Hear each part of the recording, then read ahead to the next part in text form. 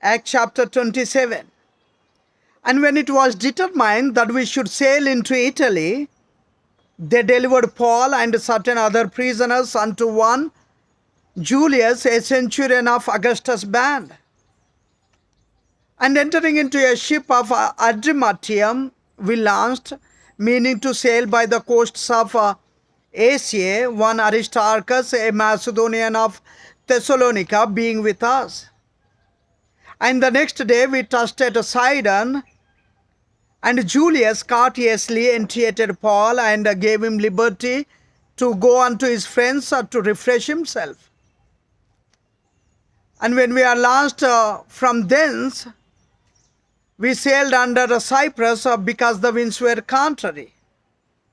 And when we had sailed over the Sea of Cilicia and Pamphylia, we came to Myra, a city of Lycia. And there the centurion found a ship of Alexandria sailing into Italy, and he put us therein. And when we had sailed slowly many days, and scarce were come over against Cnidus, the wind not suffering us, we sailed under Crete over against Salmone. And hardly passing it, we came unto a place which is called the Fair Havens, nigh whereunto was the city of Lasea. Now when much time was spent, and when sailing was now dangerous, because the fast was now already past,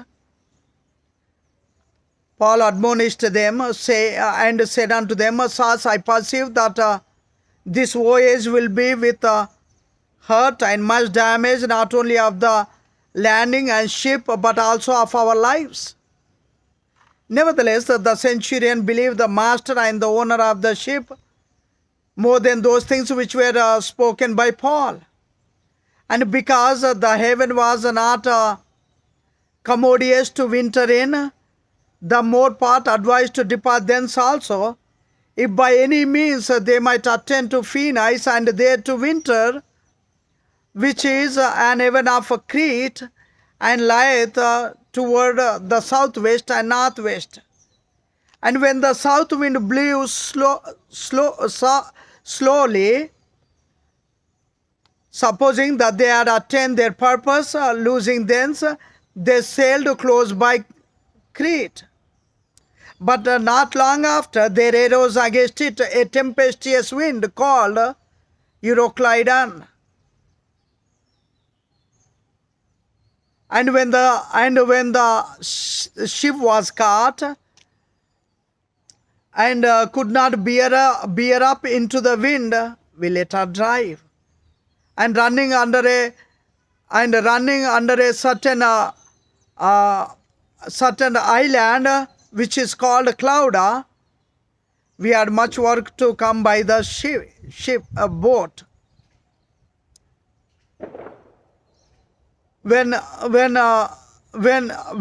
are taken up, they used to help undergirding the ship, and fearing lest they should fall into the quicksands, strake sail, and so were driven. And we being exceedingly tossed with a tempest, the next day they lightened the ship. And the third day we cast out with our own eyes the tackling of the ship. And when neither sun nor stars many days appeared, and no small tempest lay on us, all hope that we should be saved was then taken away.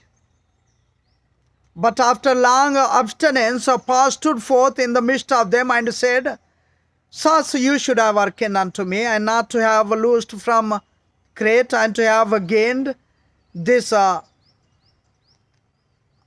and loss. And now I exhort you to be of a good cheer. For there shall be no loss of any man's life among you, but of the sheep. For there stood by me this night the angel of God, whose I am and whom I serve, saying, Fear not, Paul, thou must be brought before Caesar. And lo, God hath given thee all them that sail with thee. Wherefore, Saul, be of good cheer. For I believe God that it shall be even as it was told me. Howbeit we must be cast upon a certain island. But when the 14th night was come, and as we were driven up and down in Adria, about midnight the shipmen deemed that they drew near to some country, and sounded and found it 20 fathoms, and when they had gone a little further, they sounded again and found it 15 fathoms. Then fearing lest we should fall upon rocks, they cast 4 anchors out of the stern and wished for the day. And as the shipmen were about to flee out of the ship, when they had let down the boat into the sea, under color as they would have cast anchors out of the foreship. Then Paul said to the centurion and to the soldiers, Except these abide in the boat, you cannot be saved. Paul said to the centurion and to the soldiers, except these abide in the boat, you cannot be saved. Then the soldiers cut off the ropes of the boat and let her fall away. And while the day was coming on, Paul besought them all to take meat, saying, This day is the 14th day that ye have tarried, and continued fasting, having taken nothing. Wherefore I pray you to take some meat, for this is for your health, for there shall not an hair fall from the head of any of you. And when he had thus spoken, he took bread and when he had thus spoken, he took bread and gave thanks to God in the presence of them all. And when he had broken it, he began to eat. Then were they all of good cheer, and they also took some meat. And we were in all in the ship 260 souls. And when they had eaten enough, they lightened the ship and cast out the wheat into the sea. And when the day was come,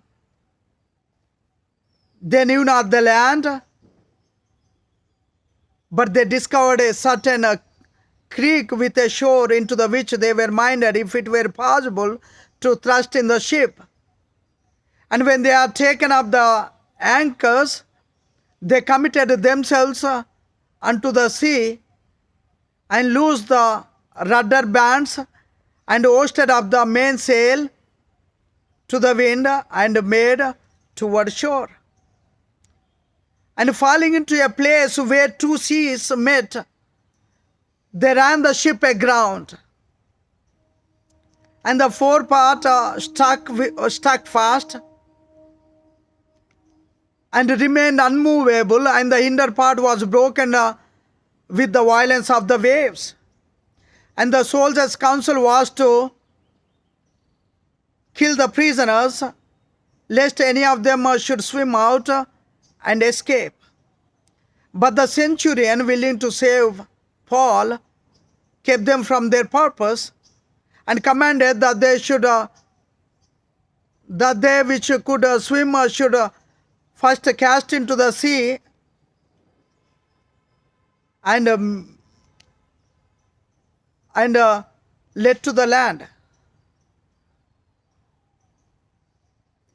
and led to the land and get to the land.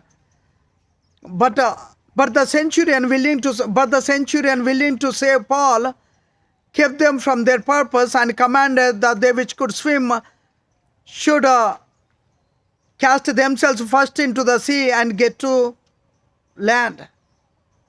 And the rest, some on boats and some on the broken pieces of the ship. And the rest, some on boats and some on broken pieces of the ship.